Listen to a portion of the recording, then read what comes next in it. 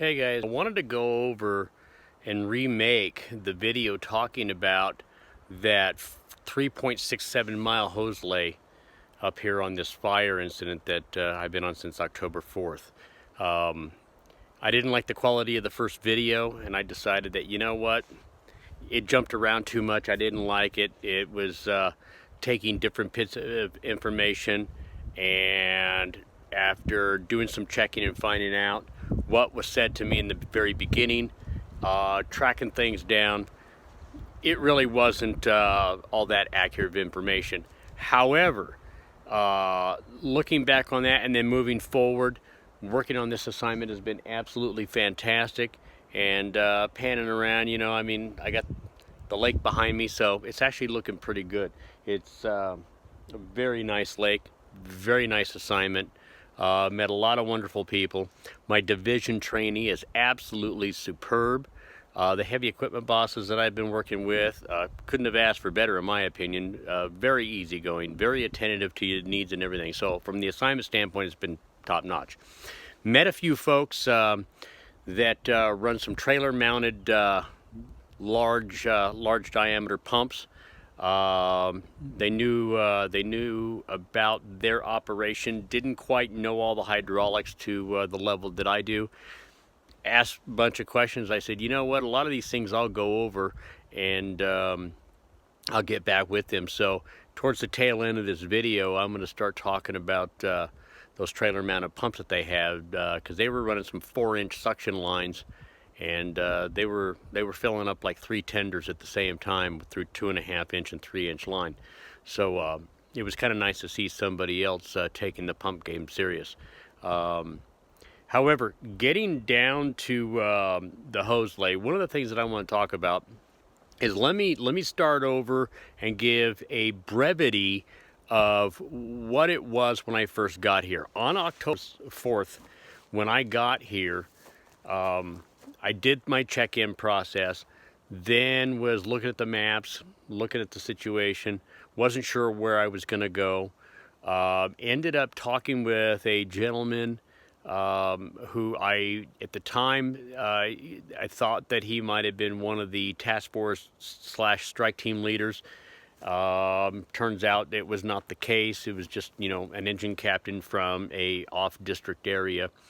At any rate, it was his impression that they were having some problems with this particular area, although at the time I didn't know I was coming here. But saying that, what they wanted to do with where the fire was projected to come up through the Feather River Canyon area and out along that point, having problems getting water out there because there was no water and the roads weren't adequate enough to move tenders. And then now that they've taken some blades down, a lot of them, the roads still aren't adequate to be running a massive tender shuttle should something have happened.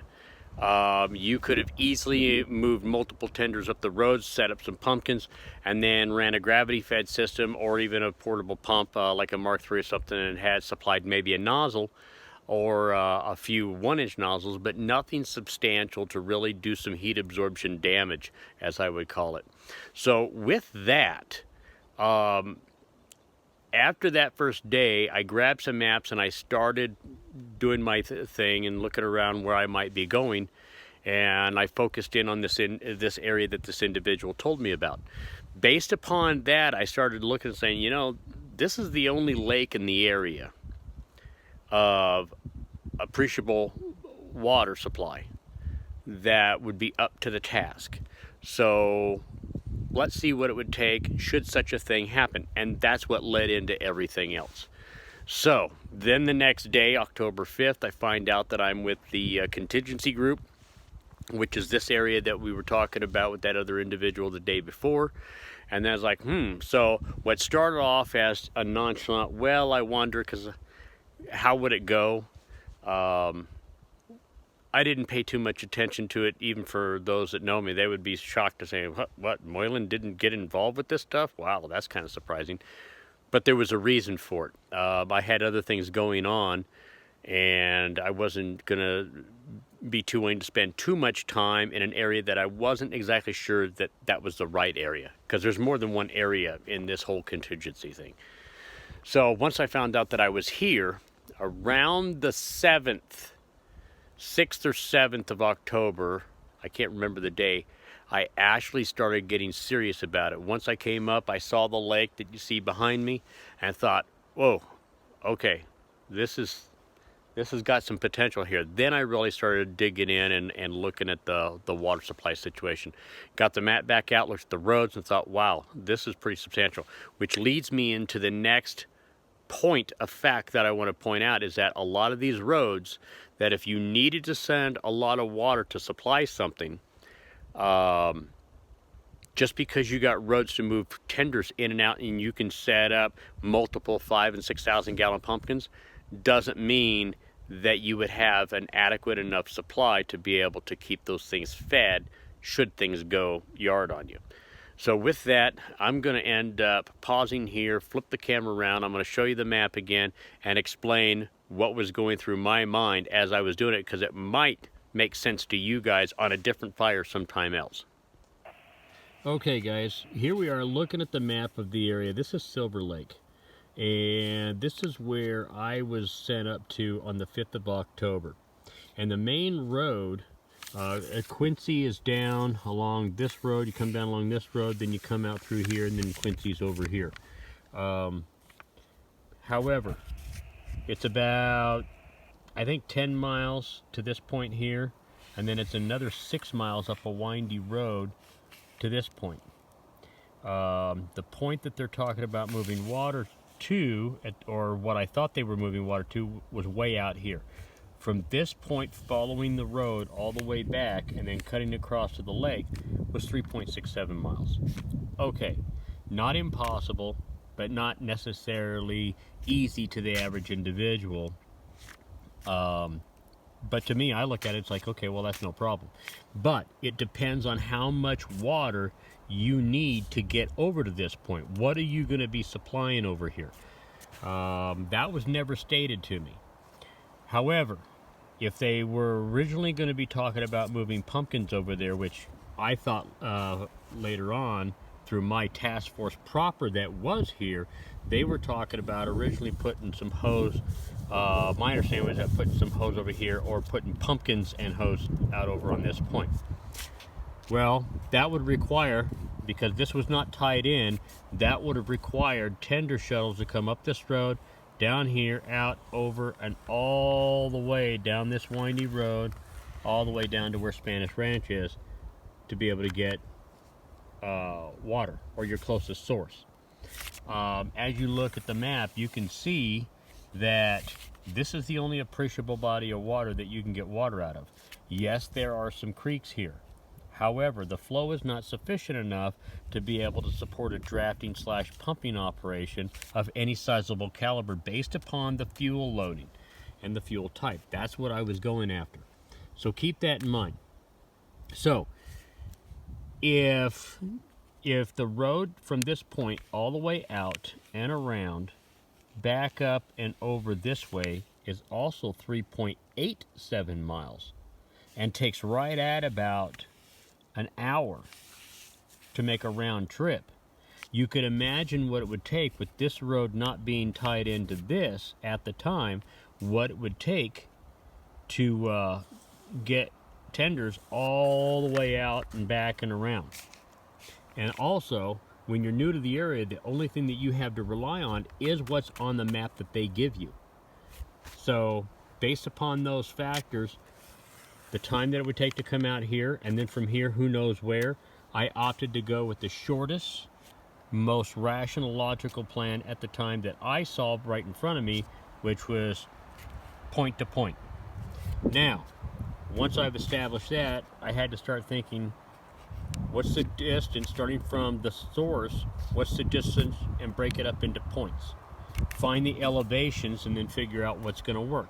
Once I found out that my highest point was right there and it was only 0.6 of a mile away, it was a no-brainer to me to sit here and say, well, let's put a prime mover here, run a line over there. Get an engine on this road, which would have to come around at the time, or have a dozer cut in and tie this in with this. Then you could set up an engine there. run your next engine down, because now it's all running downhill. Then you could run your next engine from this point to this point. So that's 0.65 miles. Then you got 0.81 miles from this point to this point. And then you have another 0.53 miles and then 0.46 miles. So if you add it all up, it's 3.67 miles. So that solved the problem. It was all downhill. So overcoming the head pressure problem from this point to this point was no longer an issue. It was simply friction loss, now based off of flow demand. So I chose to stick with 60 gallons a minute to start, and everybody always asks me, why do I always start with 60 gallons a minute? 60 gallons a minute is the standard flow of an 1.5-inch combination nozzle, or 3 1-inch combination nozzles. So if you do that, you can get a baseline. That's why I always use 60, because it's what the agency engines are usually designed to flow at an optimum, is 60 gallon per minute nozzles. So if I start with that, use that as a baseline, I can adjust from there. I figured it for 88 gallons a minute coming off of my tender from this point down and around up to here. This was now by that time cleared out. From this point to this point, you'd have an engine over here, an engine here, an engine here, and you might have had to put another engine here and then have an open nozzle into here. And you would have to run parallel lines. The reason for the parallel lines thing again, and the 42,000 feet of hose instead of 19,200 feet, is because we only have 1.5-inch hose is the largest in our fire cache arsenal. If we had 2.5-inch hose, we could easily move 200 gallons a minute all the way down to that line. No problem. If we added an extra engine, because right now there'd be 1, 2, 3, 4, 5 engines. If we added an extra engine, we could easily move 250 gallons a minute. And then we would only need a single layup trunk line. So that is the rationale as to why I choose to look at this as opposed to the tender shuttles. Now, going to the tender shuttles, if we look at tender shuttles and say we want a pumpkin all the way out here, and we're going to put, let's say, 3 6,000 gallon pumpkins, okay? We have to account for the tender travel time to go from either this point or this point, because we can't count on this road being tied in over here. So I was factoring it from, it would have to traverse all the way down over to here and come down into Spanish Ranch. That's a long ways away. So that's easily probably a 2 to 3 hour turnaround per tender. So if you take the total gallons hauled, okay, so let's do this real quick here. So if we take 4,000 gallons divided by 150 minutes, which is 2.5 hours, we're only getting 26 2/3 gallons per minute. That's not even half of what one 1.5-inch combination nozzle would do. So you would need 2 tenders to be able to match the capacity then for one nozzle. Even though that you have 18,000 gallons of water, that's not the point. It's still using that water. So, but the nozzle is still using its full 60. So if we take 60 times 150, we now went through 9,000 gallons of water at 60 gallons a minute. So this is why I didn't choose to go with the tender shuttles, because of the time frame. It put it too far out based upon what I was seeing on this map. So that's also why I always plan for parallel lines. And a lot of people tend to throw up their hands and say, oh Jesus, the hell with this, that's too much hose, that's too much this, blah blah blah. It's too much work for what we're getting in the end. I get it, completely get it, and understand and agree with it.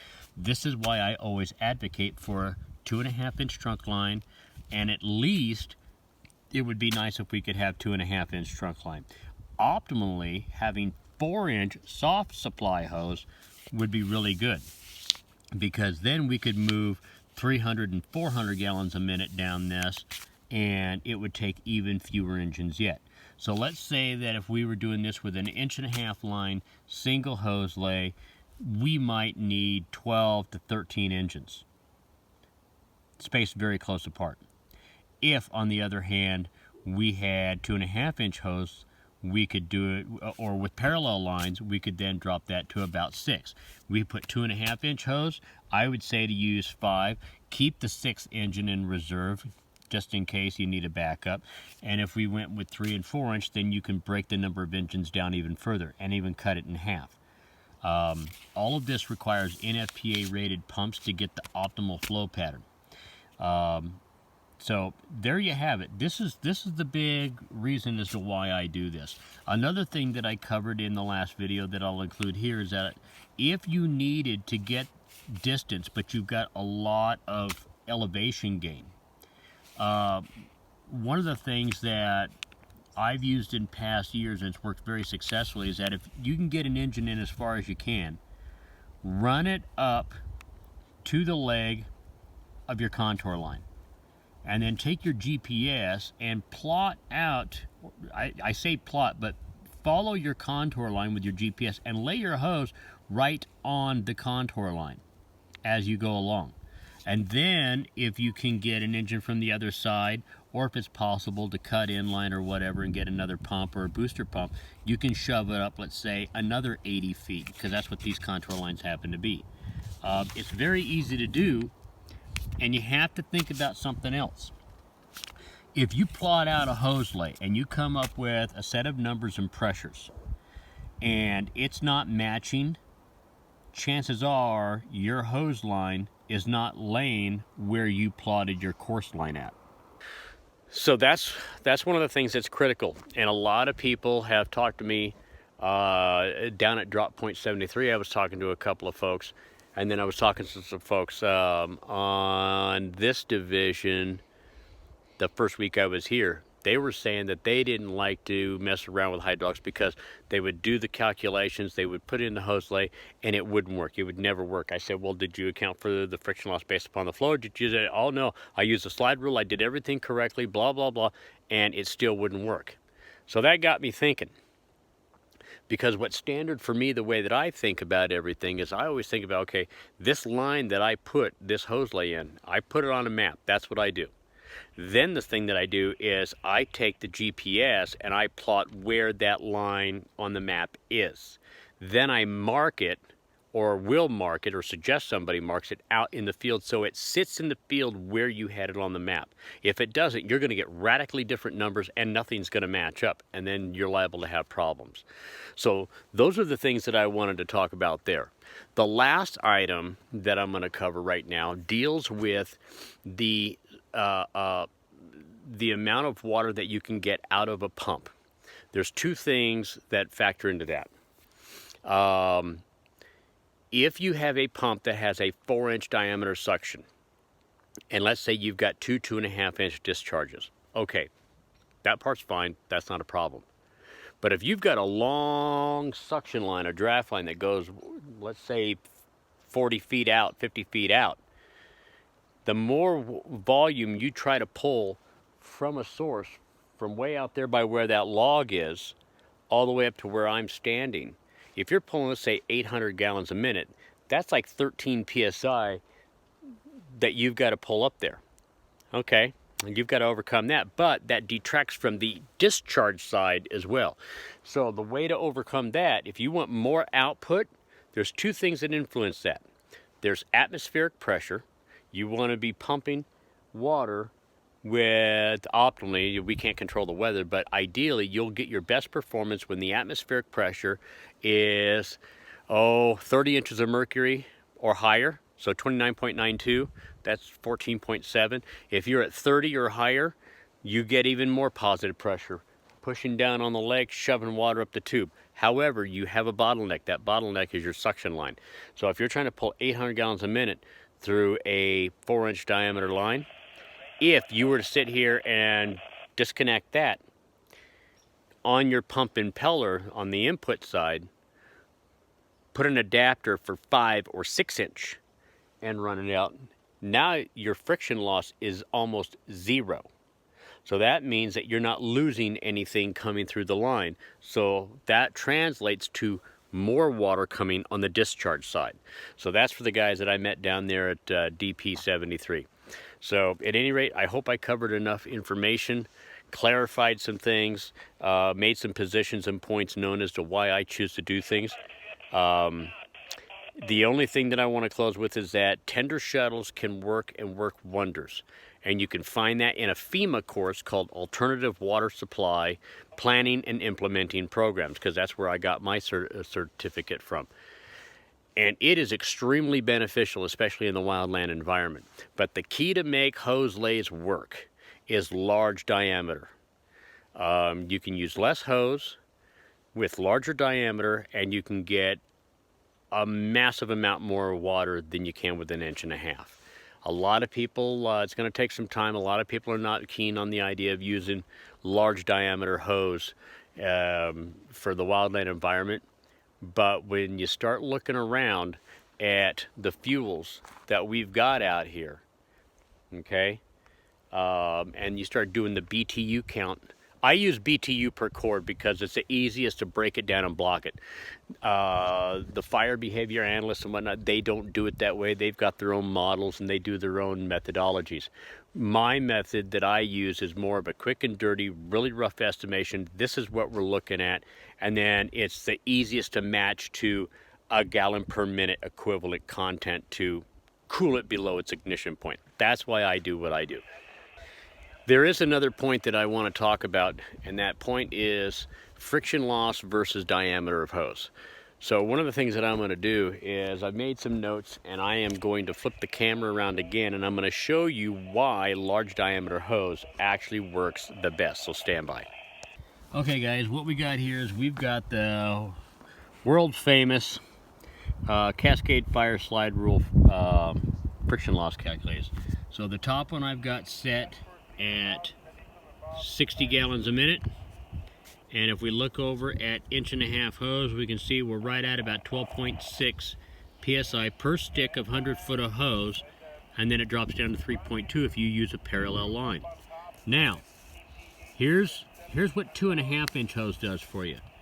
If we go 2.5 inch hose, 250 gallons a minute, we're at exactly 12.6. So we're moving 190 gallons a minute more than the 1.5 inch hose. So this is why, so here's what this looks like. 1.5 inches, 60 gallons a minute, you got 12.6 psi per stick of hose in friction loss.